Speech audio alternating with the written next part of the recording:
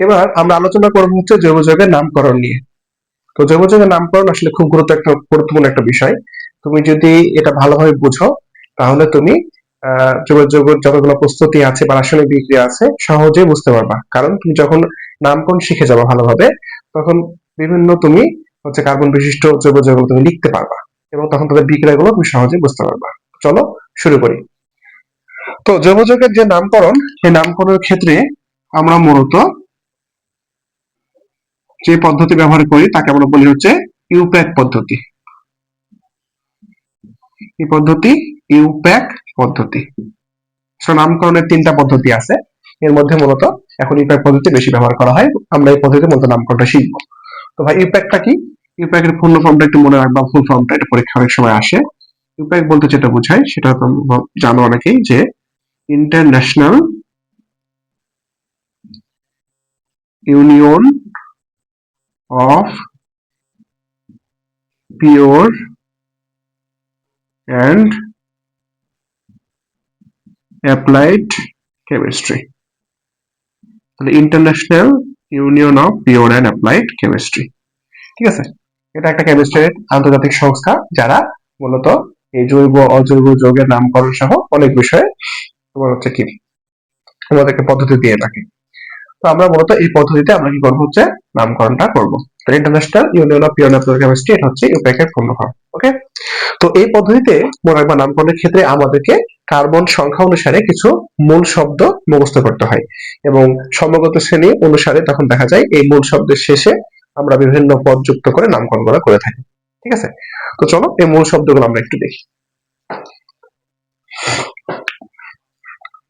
তো মনে রাখবা যে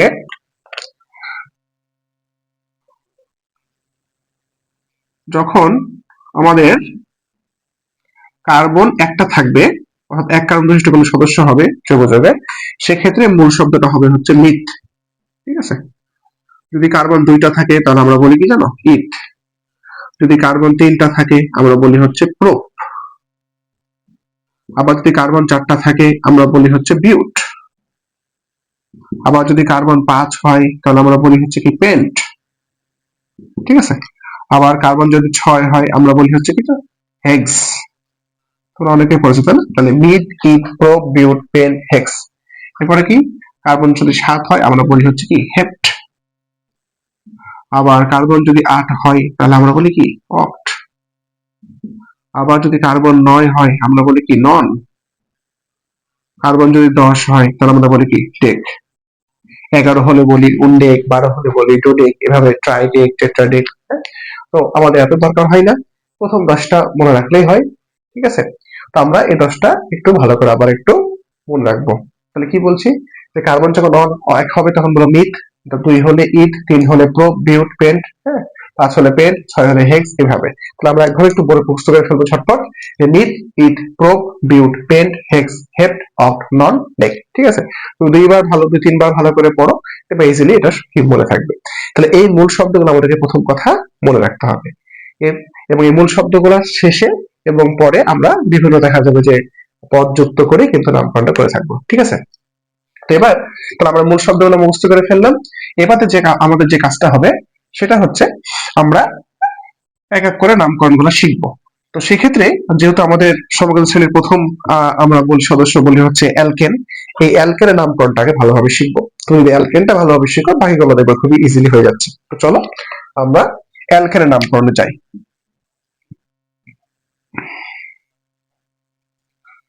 অ্যালকেনের ক্ষেত্রে মনে রাখতে হবে যে আমার যখন নামকরণটা করবে অ্যালকেনের, হ্যাঁ, যদি দেখো অ্যালকেনের নামের শেষেই অ্যালকেন এন একটা শব্দ আছে, তো মনে রাখবা অ্যালকেনের যখন নামকরণ করা হয় তখন ওই যে কার্বন ছাঁকড়ার সময় যে মূল শব্দ পড়লাম, সেই মূল শব্দের শেষে আমরা কি করবো জানো? এই মূল শব্দের শেষে আমরা যুক্ত করব হচ্ছে এন। কি যুক্ত করব? এন। এই অ্যালকেনের তাহলে নামকরণের ক্ষেত্রে মনে রাখতে হবে যে আমরা কার্বন সংখ্যা অনুসারে যে মূল শব্দ পাবো তার সাথে এন যুক্ত করে নামকরণটা করব। যেমন যেমন এক কার্বন বিশিষ্ট সদস্য অ্যালকেনের নামটা কি হবে জানো? অ্যালকেনের নামটা হবে হচ্ছে মিথ, কারণ এক কার্বন বিশিষ্ট সদস্য হলে আমাদের মূল শব্দ হয় মিথ, আর এর সাথে যুক্ত করবো হচ্ছে এন। তাহলে এক কার্বন বিশিষ্ট অ্যালকেনের নামটা হয়ে যাবে কি জানো? মিথেন। ঠিক আছে, আবার যদি 2 কার্বন বিশিষ্ট অ্যালকেন হয় তাহলে মূল শব্দ হয় ইথ, এর সাথে যুক্ত করবো এন, তাহলে হয়ে যাবে কি ইথেন। আবার যদি 3 কার্বন বিশিষ্ট হয় তাহলে আমরা দিব হচ্ছে কি প্রোপ, এর সাথে যুক্ত করবো হচ্ছে এন, তাহলে হয়ে যাবে প্রোপেন। এভাবে তাহলে বিউটেন, তারপর হচ্ছে পেন্টেন, তারপরে কি হেক্সেন, হেপ্টেন, অক্টেন, ননেন, ডেকেন, এইভাবে নামকরণগুলা করা হবে। ঠিক আছে, তোমরা বই দেখবা যে সুন্দর হয়তো নামগুলো বলা আছে, আমি আর লিখলাম না, একটু বুঝে নাও। তাহলে আমরা কি করব, মূল শব্দ শেষে এন যুক্ত করে অ্যালকেনের নামকরণ করব। তাহলে এক নম্বর সদস্য হবে মিথেন, তারপরে ইথেন, তারপরে প্রোপেন, তারপর বিউটেন, তারপর পেন্টেন, তারপর হেক্সেন, তারপর হেপ্টেন, তারপর অক্টেন, তারপর ননেন, তারপর ডেকেন। ওকে, এভাবে নামটা হবে। তো এখন চলো আমরা এই মিথেন, ইথেন, প্রোপেন, বিউটেন এদের গাঠনিক সংকেতগুলো লেখা একটু শিখে নিই। তো আমরা জানি যে অ্যালকেনের যে সাধারণ সংকেত সেটা কি, সেটা হচ্ছে CnH2n+2। অ্যালকেন কি করবে, এই সাধারণ সংকেত অনুসারে তার যৌগ গঠন করবে। তাহলে আমরা যদি বলি যে অ্যালকেন যদি এক কার্বন বিশিষ্ট সদস্য হয় বা একটা যদি কার্বন থাকে অ্যালকেনের, সেক্ষেত্রে তার সংকেতটা কি হবে অ্যালকেনের, তাহলে তোমরা কি করবা, এক কার্বন কি আমার মনে রাখবে, এর মান হলো 1, এর মান যদি 1 বসাও তাহলে হাইড্রোজেন কত হবে, হাইড্রোজেন হবে 2 × 1+2, অর্থাৎ আমরা বলবো CH4, তাই না? আবার যদি কার্বন 2 হয় তাহলে আমরা কি বলবো, C2H কত হবে, 2 × 4 = 6, C2H6। আবার যদি কার্বন 3 হয় তাহলে আমরা C3H8। এটা হচ্ছে এক কার্বন সদস্য, এর নাম হচ্ছে কি মিথেন, এটা ইথেন, এটা প্রোপেন, তাই না? আবার যদি বিউটেন বলি তাহলে C4H8। এগুলো হচ্ছে আমাদের মূলত অ্যালকেনের, এটা কি আমরা বলতে পারবো হচ্ছে আণবিক সংকেত। তবে আমরা যখন বিক্রিয়াগুলো করব বা এদের যখন হচ্ছে আমরা প্রস্তুতি করব তখন দেখব যে এদের আমাদের গাঠনিক সংখ্যাটা প্রয়োজন হবে। তা আমরা একটু গাঠনিক সংখ্যাটা লেখা শিখে নিই। তোমরা হয়তো অনেকেই জানো, তারপর একটু বলি, খুবই সহজ জিনিস। যখন তুমি মিথেন লিখতেছো, মিথেন গাঠনিক সংকেত মূলত আমরা এভাবেই লিখতে পারি। যদি আরো ভাঙো তাহলে কার্বনের 4টা হাত, আমরা জানি যে 4টা হাতে, 4টা হাতে মূলত হাইড্রোজেন থাকে, এটা পুরোপুরি একদম গাঠনিক সংকেত। তবে আমরা সাধারণ বিক্রিয়াগুলোর ক্ষেত্রে এত ভেঙে লিখি না, এভাবে লিখলেই চলবে। ঠিক আছে, CH4। তো ইথেনটা যখন তুমি লিখবা তখন খেয়াল করো কিভাবে লিখবো, আমরা দেখো C2H6। তো কিভাবে লিখবো গাঠনিক সংকেতটা, মনে রাখবা যে অ্যালকেন আমরা কাদেরকে বলি, যাদের কি থাকে কার্বন কার্বন একক বন্ধন থাকে, এদেরকে আমরা কি বলি, অ্যালকেন বলি। তাহলে তুমি যখন অ্যালকেন লিখবা অবশ্যই খেয়াল রাখবা কার্বন কার্বন কি হবে, একক বন্ধন হবে। তাহলে এখানে দেখো কার্বন কয়টা আছে, কার্বন আছে 2টা। তো প্রথম কাজ কি হবে জানো, প্রথম কাজ হবে কার্বন কার্বন কি করা, আগে একক বন্ধন দেওয়া। তাহলে এখানে যদি 2টা কার্বন আছে, এই 2টা কার্বনের মধ্যে কি করলা, তুমি একক বন্ধন দিয়ে দিলা। এবার তুমি জানো যে কার্বন হচ্ছে চার্জযোজী বা কার্বনের 4টা হাত। তাহলে মনে রাখবা এই কার্বনের বাকি হাতগুলো থাকবে হচ্ছে কি হাইড্রোজেন। তাহলে কার্বনের কয়টা হাত ফাঁকা, তাহলে এরও 3টা হাত ফাঁকা, আবার এরও 3টা হাত ফাঁকা। তাহলে এখানে কি থাকবে, সবগুলোতে একটা করে কি থাকবে, হাইড্রোজেন থাকবে। তো আমরা বলতে পারি এই হাইড্রোজেন, হ্যাঁ, তারপর ধরো hydrogen hydrogen hydrogen hydrogen hydrogen. এটাকে আমরা আরেকটু ভালোভাবে লিখতে পারি, যেটা সেটা হচ্ছে এভাবে লিখতে পারো সহজেই, যে CH3 বন্ড CH3, মূলত এটা হচ্ছে ইথেনের সংকেত। আমরা এই সংকেতটা বেশি ব্যবহার করব। ওকে, তাহলে মিথেন হলো CH4, এখানে হলো কি CH3 বন্ড CH3। এবার যদি তোমাকে বলে হচ্ছে প্রোপেন, তাহলে প্রোপেনের ক্ষেত্রে কিভাবে লিখবা, তাহলে দেখো এই যে প্রোপেন C3H8, তাহলে সেক্ষেত্রে তোমার কাজ হবে কি, কার্বন কয়টা আছে, 3টা। তো তোমার প্রথম কাজ হবে আগে, যেহেতু অ্যালকেন একক বন্ধন, তাহলে কার্বনে কি করবা, আগে এই প্রথম 3টা কার্বনের মধ্যে আগে কার্বন কার্বন একক বন্ধন দিয়ে দিবা। তাহলে এই যে দেখো একটা কার্বন, 2টা কার্বন, 3টা কার্বন একক বন্ধন দিলাম। এবার কি করব, বাকি হাতগুলা কার্বনের হাইড্রোজেন দ্বারা পূর্ণ করব, তাহলে আমার অ্যালকেন হয়ে যাবে। তাহলে দেখো এখানে আমার কি এই কার্বনের পাশে একটা হাত পূর্ণ হয়েছে, তাহলে ফাঁকা আছে কয়টা, 3টা। তাহলে এখানে আমি কি করব, 3টা হাইড্রোজেন দিয়ে দেবো, হয়ে গেল CH3। এর পাশে দেখো এই কার্বনের কি আছে, দুই পাশে 2টা হাত পূর্ণ হয়েছে, তাহলে কয়টা হাত ফাঁকা আছে, একটা, সরি 2টা। তাহলে আমরা কি করবো, এখানে দেবো হচ্ছে CH2। আবার এখানে একটা পূর্ণ হয়েছে, তাহলে এখানে হবে কত, CH3। এটা হয়ে গেল প্রোপেন।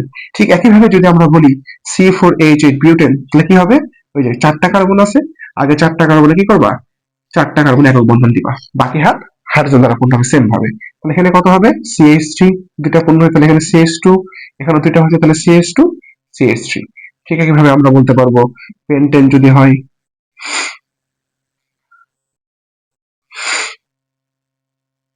এটা হচ্ছে কত, এটা হচ্ছে H10, সরি, আর এটা হবে 12, তাই না? আচ্ছা, তাহলে এখানে কিভাবে 5টা কার্বন, 5টা কার্বন, এবং এখানেও তাহলে কি CH3 CH2 CH2 CH2 CH3, এই তো, মানে একটা করে শুধু যে CH2 মূলক বাড়বে, আমরা বলি মিথেন মূলক, একটা করে মিথেন মূলক বাড়বে, এভাবে সদস্য তৈরি হবে। ঠিক আছে, এভাবে hexene, heptene, nonene, octene, nonene, decane. হ্যাঁ, তাহলে আশা করি এবার তুমি ইজিলি লিখতে পারবা।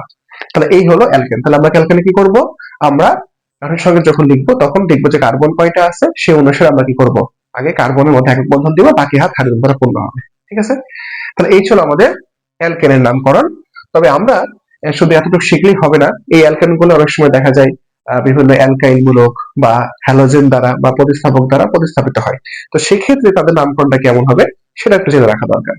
তাহলে এবার আসো খাতায় তোমার লেখো যে প্রতিস্থাপিত অ্যালকেনের নামকরণ। তাহলে এবার আমরা শিখবো কি প্রতিস্থাপিত অ্যালকেনের নামকরণ, বা বলবো শাখাযুক্ত অ্যালকেনের নামকরণ। ঠিক আছে, আসলে নামকরণ অনেক বড় একটা বিষয়, অনেক বড় বড় যৌগ আছে, তো আমাদের যতটুকু লাগবে আমরা ততটুকু এখন এই লেভেলে শিখবো। ঠিক আছে, তাহলে প্রতিস্থাপিত অ্যালকেন বা আমরা বলবো শাখাযুক্ত অ্যালকেনের নামকরণ।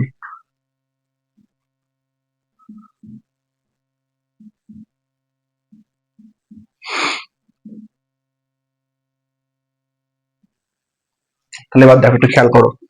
হ্যাঁ, তাহলে আমরা তো আশা করি যে ইথেন, প্রোপেন, বিউটেন, পেন্টেন এগুলোর সংকেত লেখা বা এটা কাঠের সংকেত লেখা শিখে গেছি, নামকরণ শিখে গেছি। তাহলে এবার আমরা এই প্রতিস্থাপিত অ্যালকেন বা শাখাযুক্ত অ্যালকেনের নামকরণটা কিভাবে করবো সেটা শিখবো। তবে দেখো, আগে আমাদেরকে এই প্রতিস্থাপিত অ্যালকেন বা শাখাযুক্ত অ্যালকেন নামকরণের আগে তোমাকে জানতে হবে এখানে প্রতিস্থাপক বা শাখা হিসেবে আসলে কি যুক্ত হতে পারে সেটা তোমাকে জানতে হবে। তো সেক্ষেত্রে প্রথমে যে জিনিসটা জানা দরকার তার নাম হচ্ছে, আমরা বলে থাকি হচ্ছে অ্যালকাইল মূলক। তাহলে প্রথমে আমরা জানবো আগে অ্যালকাইল মূলক এই জিনিসটা আসলে কি। খুবই সহজ একটা বিষয়, তো মনে রাখবা যে অ্যালকেন থেকে, কি থেকে, অ্যালকেন থেকে একটি হাইড্রোজেন পরমাণু, অ্যালকেন থেকে একটি হাইড্রোজেন পরমাণু সরিয়ে নিলে, বা আমরা বলি হচ্ছে অপসারণ করলে, তাহলে অ্যালকেন হতে একটি হাইড্রোজেন পরমাণু অপসারণ করলে যে মূলকের সৃষ্টি হয়, যে মূলকের সৃষ্টি হয়, তাহলে আমরা বলবো অ্যালকেন হতে বা অ্যালকেন থেকে একটি হাইড্রোজেন পরমাণু অপসারণ করলে বা সরিয়ে নিলে যে মূলকের সৃষ্টি হবে তাকেই বলবো হচ্ছে আমরা অ্যালকাইল মূলক। সহজ একটা বিষয়, তো খেয়াল করো, এই যে আমাদের ধরো প্রথম সদস্য অ্যালকেনের মিথেন, এখান থেকে আমি অ্যালকাইল মূলক পাবো কিভাবে, এই অ্যালকেনে দেখো কার্বনের সাথে হাইড্রোজেন কটা আছে, চারটা, তাহলে আমি এই চারটা হাইড্রোজেনের মধ্যে যদি একটা হাইড্রোজেনকে সরাই দিই তাহলে যা তৈরি হবে সেটা একটা অ্যালকাইল মূলক। তাহলে যেমন দেখো এখান থেকে আমরা একটা হাইড্রোজেন সরাই দিই কি থাকে, তাহলে এখান থেকে থাকবে হচ্ছে CH3 এবং কার্বনের কি একটা হাত ফাঁকা হয়ে যাবে, এটাকে আমরা বলবো হচ্ছে একটা অ্যালকাইল মূলক। এবং এটা কোথা থেকে তৈরি হয়েছে, মিথেন থেকে। এর নাম কি হয়ে জানো, এর নাম হচ্ছে মিথাইল মূলক। আবার ধরো আমরা যদি বলি ইথেন C2H কত 6, এই ইথেনে কি আছে, কার্বনের সাথে হাইড্রোজেন আছে কয়টা, 6টা। তাহলে আমি যদি কি করি এখান থেকে একটা হাইড্রোজেন সরাই দিই তাহলে কত হবে C2H5 এবং কার্বনের হাত ফাঁকা থাকবে একটা কার্বনের, তাহলে এটার নাম হয়ে গেল একটা অ্যালকাইল মূলক। কারণ কি করেছি, অ্যালকেন থেকে একটা হাইড্রোজেন সরাইছি, তাহলে অ্যালকেন থেকে হাইড্রোজেন সরাইলে যা থাকবে সেটাই অ্যালকাইল মূলক।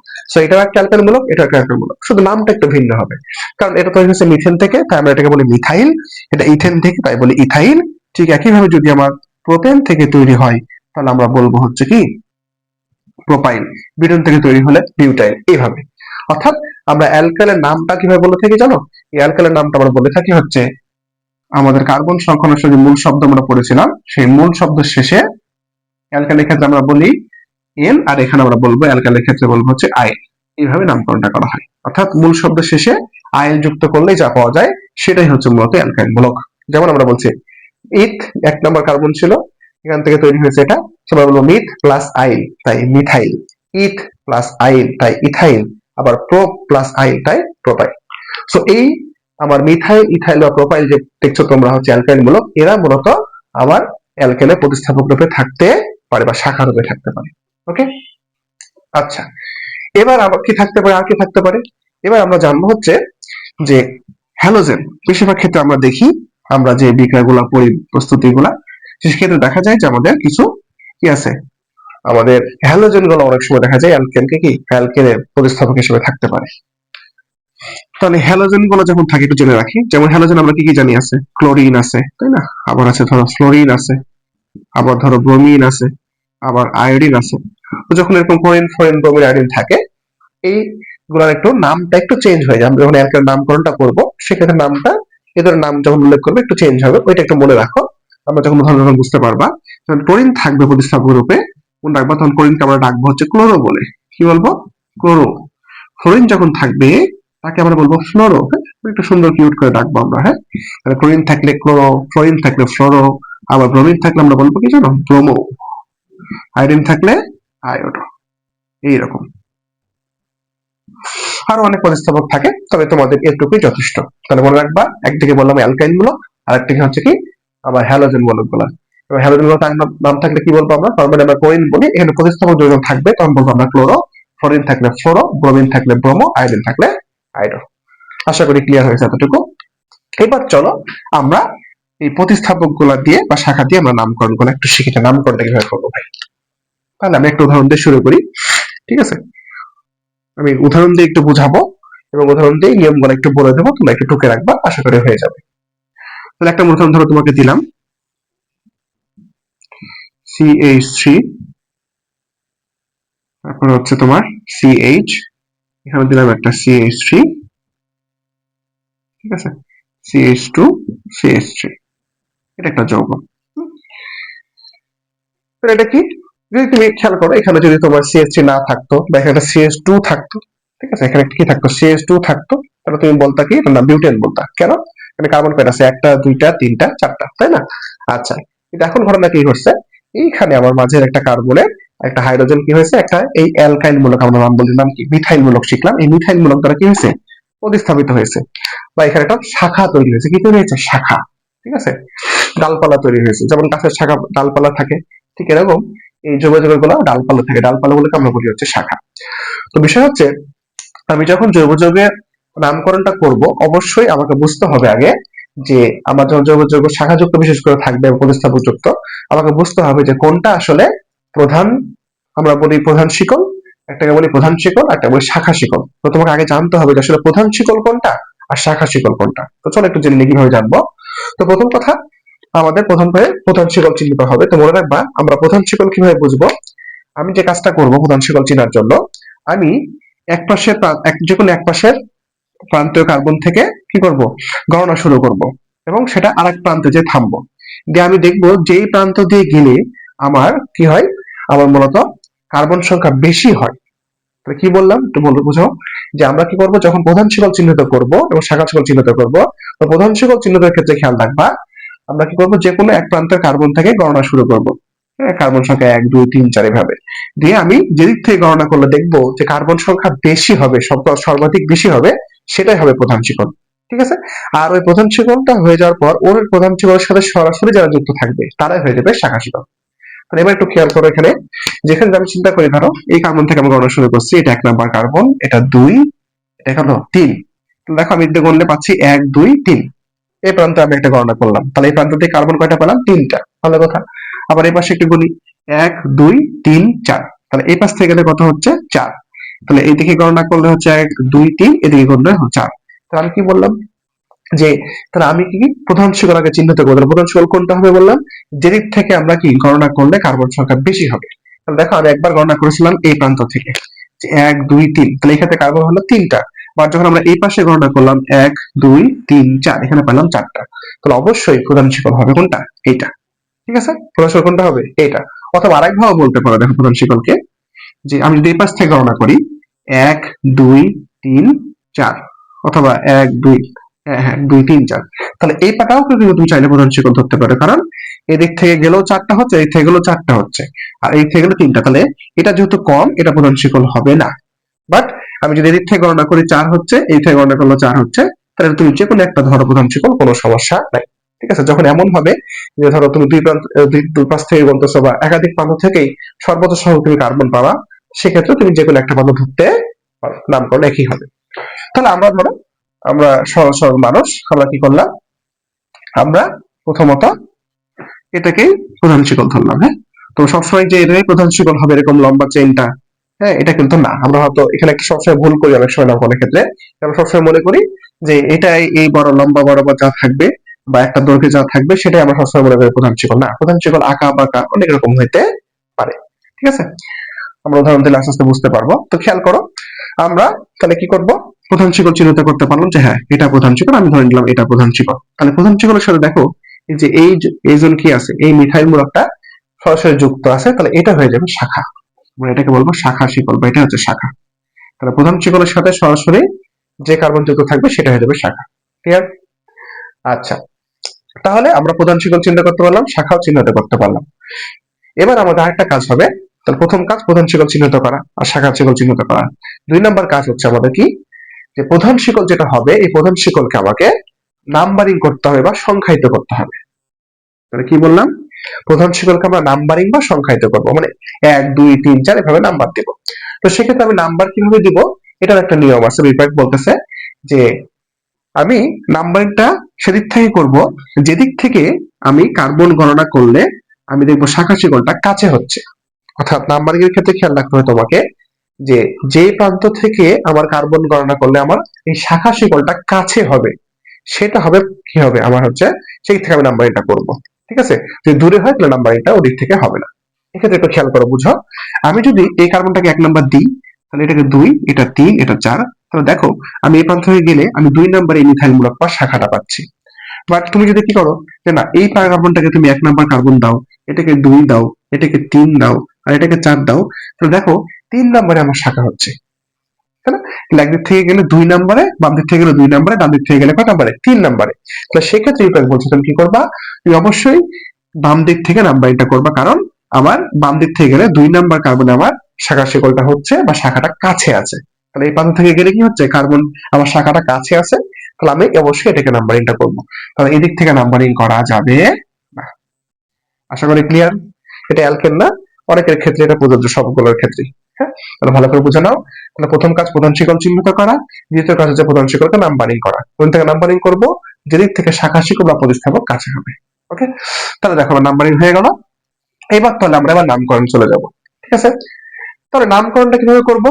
নামকরণের ক্ষেত্রে মনে রাখতে হবে আমার প্রধান শিকলে যে কয়টা কার্বন থাকবে সে অনুসারে আমার মূল অ্যালকেনের নাম হবে। অর্থাৎ দেখো এখানে কার্বন কয়টা আছে? 1টা 2টা 3টা 4টা।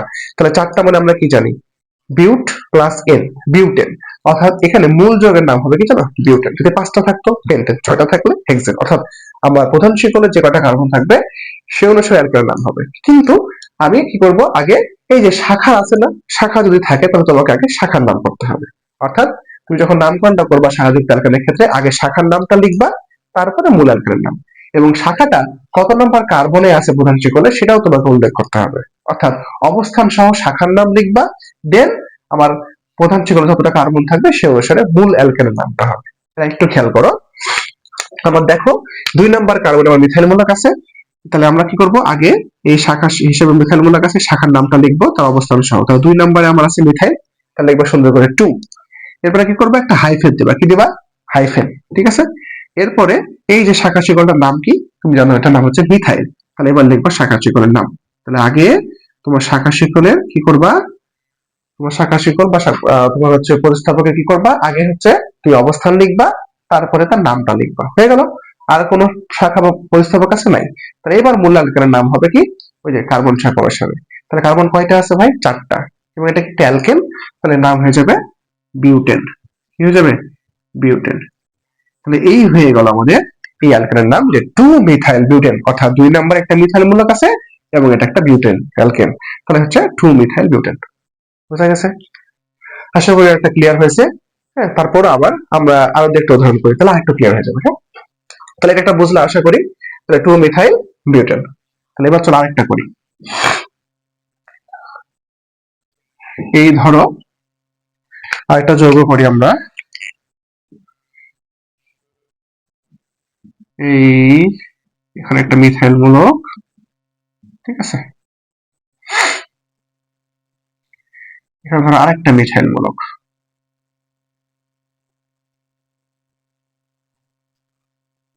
আচ্ছা, তাহলে এবার দেখো এখানে মনে হচ্ছে 2টা শাখা আছে না? চলো আমরা একটু খেয়াল করি। তাহলে এবার আমাদের এখানে আমাদের কাজ কি বলেছে? প্রথম কাজ, যখন এরকম শাখা থাকবে, বুঝতে পারছো, ডালপালা থাকবে, তখনই বুঝবা প্রথম কাজ হবে আমাদের কি করা। প্রথম কাজটা প্রধান শিকল চিহ্নিত করা। তাহলে প্রধান শিকল কিভাবে চিহ্নিত করবো? যে কোনো এক প্রান্ত থেকে কার্বন গণনা শুরু করবো, আর এক প্রান্ত থেকে শেষ করবো। যেদিক থেকে গেলে কার্বন সংখ্যা বেশি হবে সেটাই আমরা বলবো কি আমাদের হচ্ছে প্রধান শিকল। তাহলে দেখো আমি যদি গণনা করি, এটা 1 2 3 4, তাহলে এখানে 4টা হচ্ছে। আমি যদি এদিক থেকে গণনা করি 1 2 3 4, অথবা যদি গণনা করি 1 2 3, তাহলে এই থেকে গেলে 3টা হচ্ছে, তাহলে এটা আগেই করা আছে, দিক থেকে প্রধান শিকল হবে না। তাহলে দেখো এই দুইটা হতে হবে 1 2 3 4, অথবা 1 2 3 4, অথবা তুমি যদি আরেকভাবে গণনা করো দিক থেকে 1 2 3 4, তাহলে এই থেকে গেল 4, এই থেকে গেল 4, এই থেকে গেল 4। তাহলে যেহেতু এই তিন দিক থেকে সর্বোচ্চ এবং সমান, তাহলে যে কোনো এক থেকে ধরলেই হবে, দাম একই হবে। তাহলে ধরো আমি কি করলাম, আমরা একটু অন্যভাবে ধরি। ধরো আমি এটাকে এটাকে ধরলাম প্রধান শিকল, ধরো কোনটাকে ধরবো, এইটাকে ধরবো একটু, হ্যাঁ, কোনো সমস্যা নেই। তুমি এদিক থেকেও 4টা পাচ্ছ, এদিক থেকেও 4টা পাচ্ছ, এদিক থেকেও 4টা পাচ্ছ, তুমি একটা ধরলেই হলো, হ্যাঁ, ভয় পাওয়ার কিছু নাই। তাহলে ধরো আমি এটাকে ধরলাম যে এটা আমার প্রধান শিকল হবে, এটা হচ্ছে প্রধান শিকল। তাহলে প্রধান শিকল যেটা হলো, প্রধান শিকল যদি এতটুকু হয়ে যায় 4টা কার্বন নিয়ে, তাহলে এই যে দুইটা থাকলো, এই দুইটা কি হয়ে যাবে? শাখা শিকল। আমরা কি বলবো? শাখা শিকল বা শাখা। অর্থাৎ প্রধান শিকলের সাথে সরাসরি যারা যুক্ত থাকবে তারাই শাখা। তাহলে এখানে কি হয়ে গেল? কটা শাখা আছে বলতো? দুইটা। দুইটাই মিথাইল, এটা একটা মিথাইল, এটা একটা মিথাইল। ওকে, তাহলে প্রধান শিকল তুমি চিহ্নিত করে ফেললা, শাখা বুঝে গেছো। তাহলে এবার তোমার কাজ কি? ওই যে প্রধান শিকলকে নাম্বারিং করা বা সংখ্যায়িত করা। নাম্বারিং কিভাবে করবো? ইউপাক কি বলছে? ইউপাক বলছে যেদিক থেকে নাম্বারিং করলে তোমার এই শাখাগুলো কাছে হবে, তুমি সেদিক থেকে নাম্বারিং করবা। তাহলে দেখো আমি যদি এই থেকে গণনা করি, এই পাশ থেকে এটা যদি 1 নাম্বার দিই, এটা 2 দিই, এটা 3, এটা 4 দিই, তাহলে কি হচ্ছে দেখো, 2 নাম্বারে আমার একটা শাখা হচ্ছে, আর 3 নাম্বারে একটা শাখা হচ্ছে। আবার তুমি আমি দিক থেকে নাম্বারিং করবো, তাহলে এটা 1 2 3 4। তো এই ক্ষেত্রে দেখো 2 নম্বরের শাখা হচ্ছে, আবার 3 নম্বরেও শাখা হচ্ছে, তার মানে দুই পাশ থেকেই একই। তাহলে সেক্ষেত্রে তুমি যে কোনো একদিক থেকে করতে পারো। বুঝা গেছে? যেমন হতো যে এটা না থেকে শুধু এখানে থাকতো, দেখো একটা যদি মিথাইল থাকতো, তাহলে তুমি কোনটা প্রথম কোন দিকে নাম্বারিং করতো? দেখো এ থেকে 1 2 3 নম্বরের শাখা হতো, এ থেকে 1 থেকে 2 নম্বরে, তাহলে এই থেকে 2 নাম্বারিং করতে হয়। যেহেতু এখানে দুই থেকে একই হচ্ছে, যে কোনো এক থেকে নাম্বারিং করলেই হলো। তাহলে ধরো আমার নাম্বারিংটা কিভাবে করলাম, এই নাম্বারিংটা ধরো আমি এভাবে করলাম, আমি এটাকে রাখলাম, ঠিক আছে? তুমি চাইলে এটাও রাখতে পারো, কোনো সমস্যা নেই। তাহলে এটা আমি ধরো মিশাই দিলাম, তাহলে এটা যদি 1 নাম্বার হয়, এটা 2, এটা 3, এটা 4। এবার দেখো আমার কাজ কি? তাহলে আমার প্রধান শিকল চিহ্নিত হয়ে গেছে, নাম্বারিং হয়ে গেছে। এবার আমার কাজটা হচ্ছে কি করা? আমার কাজটা হচ্ছে এই প্রতিস্থাপক গুলার অবস্থান সহ নাম লেখা, বা শাখা গুলার অবস্থান সহ নাম লেখার পর মূল যোগের নাম লেখা। তাহলে আমার দেখো প্রতিস্থাপক কয় নম্বরে আছে, বা শাখাগুলা 2 নম্বরে আছে, 3 নম্বরে।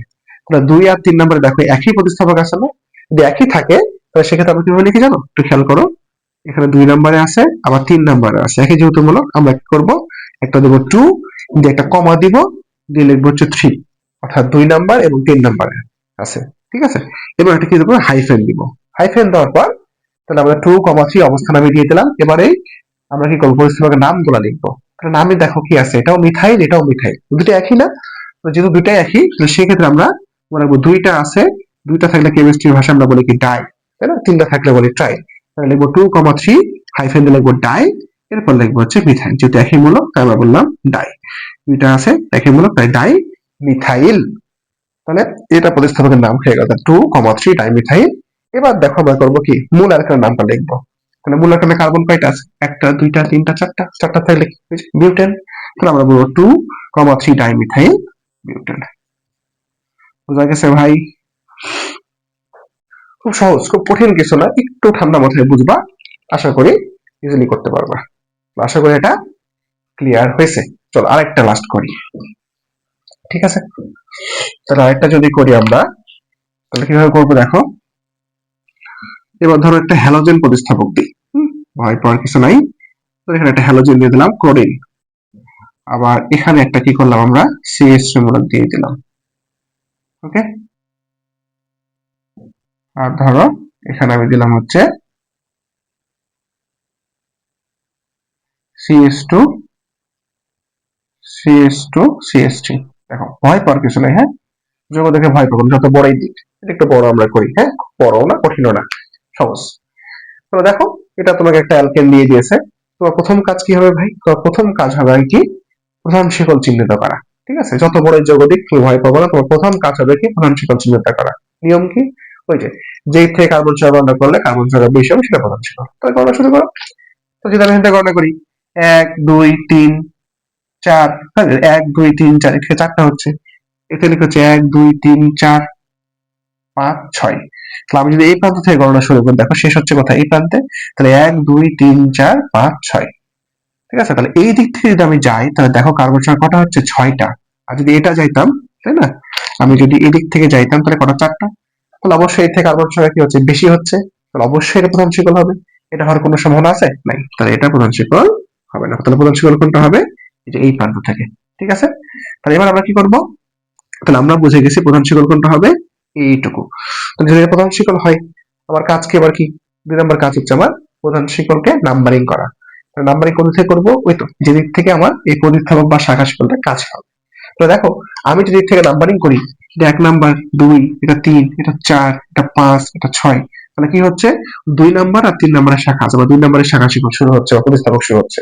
আর আমি যদি এদিক থেকে নাম্বারিংটা করতাম ডান পাশ থেকে, তাহলে দেখো 1 2 3 4 5 6, তাহলে 4 আর 5 নাম্বারের শাখা হচ্ছে। তাহলে সেক্ষেত্রে বা প্রতিস্থাপক হচ্ছে, তাহলে সেক্ষেত্রে আমরা দেখতে পাচ্ছি যে বাম পাশ থেকে যদি আমরা নাম্বারিং করি তাহলে সেক্ষেত্রে অবশ্যই শাখা শিকল বা প্রতিস্থাপকটা কাছে হচ্ছে। তাহলে অবশ্যই এটা কি বলছে, এই বাম দিক থেকে তোমাকে নাম্বারিং করতে হবে। তার মানে কি, ডান পাশ থেকে নাম্বারিংটা কি হবে না, হবে না। তাহলে এটা আমরা মিশাই দিই, এটা বাদ। তাহলে আমাদের নাম্বারিংটা হয়ে গেল এটা 1 2 3 4 5 6, তার মানে 6 একক বিশিষ্ট অ্যালকেন, তাই না। এবার তাহলে প্রথম কাজ কি, প্রথম কাজ হচ্ছে এই যে এই প্রতিস্থাপক। প্রতিস্থাপক কারা কারা, এটা যদি প্রধান শিকল হয় এটা প্রতিস্থাপক, এটা হচ্ছে কি প্রতিস্থাপক বা শাখা একটা, তাই না। তাহলে এবার যে কাজটা হবে, আমার এই শাখা বা প্রতিস্থাপক গুলার আগে নাম লিখতে হবে, তার অবস্থান সহ, দেন মূলকের নাম। এবার একটা খেয়াল করুন, এবার আমার এখানে প্রতিস্থাপক হিসেবে একটা আছে মিথাইল বা শাখা হিসেবে, আর একটা আছে কি ক্লোরিন। তাহলে এবার আমি যদি নামকরণ করতে চাই, তাহলে কোনটা নাম আগে লিখবো, ঠিক আছে। সেক্ষেত্রেও একটা নিয়ম বলেছে, নিয়মটাও তোমাকে বুঝে রাখতে হবে যে এখন তুমি চাইলে ক্লোরিন বা মিথাইল কোনটার নাম আগে লিখবা, তুমি চাইলে মিথাইলের নামটা আগে লিখতে পারবা না, ঠিক আছে। তাহলে সেক্ষেত্রে কি কোনটার নাম লিখবো, এরকম যখন একাধিক আমার প্রতিস্থাপক বা শাখা থাকবে সেক্ষেত্রে খেয়াল রাখতে হবে যে আমরা ছোটবেলায় তো এবিসিডি পড়েছি, তাই না। তো এই এবিসিডিটা ব্যবহারটা মূলত এখানে আছে, কি ব্যবহার, যে তোমার এই যে দেখো মিথাইল মূলকের যদি আমরা বলি, এই মিথাইল মূলকের প্রথম অক্ষর যেটা দেখো তো বানান শুরু যেটা, বা মিথাইল মূলক যে বানানটা, এই ক্ষেত্রে এই এম যেটা, এটা হচ্ছে কি প্রথম অক্ষর না মিথাইলের ক্ষেত্রে। অপরদিকে ক্লোরিনের ক্ষেত্রে প্রথম অক্ষরটা কি দিয়ে শুরু, বলতো সি দিয়ে শুরু, ঠিক আছে। তাহলে ক্লোরিনের ক্ষেত্রে সি দিয়ে শুরু আর মিথাইলের ক্ষেত্রে এম দিয়ে শুরু। টিউপ্যাক বলতেছে তুমি যখন একাধিক প্রতিস্থাপকের ক্ষেত্রে কোন প্রতিস্থাপকের নামটা আগে লিখবা, তাহলে কোনটা আগে লিখবা, তিনি বলতেছে, বিভাগ বলতেছে যে যেই আমার প্রতিস্থাপকের বা শাখার আমার কি হবে, আমার ইংরেজি নামের প্রথম অক্ষরটা ইংরেজি বর্ণমালার ক্রম অনুসারে আগে হবে। তাহলে এখানে দেখো সি আর এটা হচ্ছে এম, তাহলে আমরা ছোটবেলায় পড়েছি এ বি সি ডি, তাহলে সি অবশ্যই আগে, এম অবশ্যই পরে। সেক্ষেত্রে তুমি আগে ইংরেজি বর্ণমালার ক্রম অনুসারে যে আগে হবে তার নামটাকে লিখবা এবং তারপরে আমার পরেরটা লিখবা, বোঝা গেছে। তাহলে বললাম যদি একাধিক প্রতিস্থাপক বা শাখা, তাহলে সেক্ষেত্রে মনে রাখবা যে তাদের যে ইংলিশ নামটা হবে সে নামের যে প্রথম অক্ষরটা থাকবে, এই প্রথম অক্ষরটা ইংরেজি বর্ণমালা অনুসারে তোমাকে দেখতে হবে, যেটার আগে হবে ইংরেজি বর্ণমালা অনুসারে তার নামটা আগে লিখবা, যারটা পরে হবে তারটা পরে লিখবা, খুবই সহজ। তো দেখো আমরা বুঝতে পারছি ক্লোরিনের সিটা আগে আর এমটা পরে, তাহলে আমরা আগে অবস্থান সহ ক্লোরিন নামটা লিখবো। তাহলে আমরা এখানে কি লিখবো জানো, টু হাইফেন দিয়ে লিখবো হচ্ছে টু ক্লোরো, বুঝতে বললাম ক্লোরিন থাকলে হয় কি ক্লোরো, তাহলে টু ক্লোরো। আর 3 নম্বরে কি আছে বলতো, 3 নম্বর আছে একটা কি মিথাইল, তাহলে আমরা বলবো আবার যখন কি দেবো, একটা হাইফেন দিব, মনে রাখবা নাম আর সংখ্যা মানে হাইফেন, তাহলে একটা হাইফেন দিলাম। তাহলে 3 নম্বরে আবার কি নাম লিখবো, আবার তাহলে 3 মিথাইল, তাহলে আবার একটা হাইফেন, তাহলে 3 মিথাইল, তাহলে 2 ক্লোরো, আর 3 নম্বরে কি আছে একটা মিথাইল, তাহলে 2 ক্লোরো 3 মিথাইল। এই হয়ে গেল আমার প্রতিস্থাপকের নাম। এবার তাহলে কি করতে হবে, মূল অ্যালকেনের নামটা লিখতে হবে। তাহলে মূল অ্যালকেনে কার্বন কয়টা, 6টা, তাহলে আমরা বলবো 6টা মানে কি হেক্স প্লাস এন, তাহলে হেক্সেন। তাহলে এর নামটা হয়ে যাবে 2 ক্লোরো 3 মিথাইল হেক্সেন। বোঝা গেছে ভাই, আশা করি তোমাদের ক্লিয়ার হয়েছে। হ্যাঁ, তোমরা অনেক শিখে গেছো, মনে হয় না আর দরকার আছে, এর থেকে আমাদের সহজ যৌগগুলাই আসবে। ওকে, তাহলে এই ছিল মোটামুটি আমাদের প্রতিস্থাপিত বা শাখাযুক্ত অ্যালকেনের নামকরণ। ওকে, আমি আরেকটা দিচ্ছি, তোমরা এটা নিজেরা প্র্যাকটিস করে আমাকে জানাবা। এটার নাম কি হবে কমেন্টে, ঠিক আছে? আমি একটা দিই,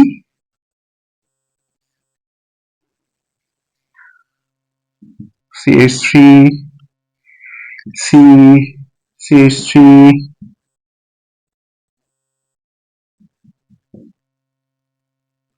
CH Br CH3 CH3, ঠিক আছে? তাহলে এটার নামকরণ কি হবে তোমরা আমাকে অবশ্যই কমেন্টে জানাবা। ওকে, এই কার্ডটা সঠিক হয়। এটা খুবই সহজ, একইভাবে যে নিয়মগুলো বললাম সেই নিয়মে ফলো করো, পারবা, ভয় পাওয়ার কিছু নেই।